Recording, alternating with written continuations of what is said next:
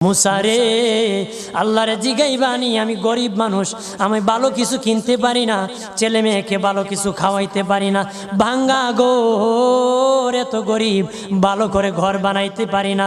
আল্লাহরে জিগাইবানি কি করলে আমার উন্নতি হবে, ধনী হব, টাকা পয়সা হবে। আল্লাহরে জিগাইবানি।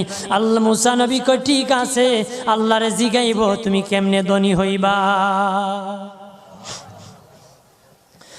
আল্লাহ নবী মুসা নবী তিন রাস্তার মোড়ে যা দেখে একটা লোক বসে আছে, তার দুই হাত নাই, দুই পা নাই, দুই হাত নাই, দুই পা নাই।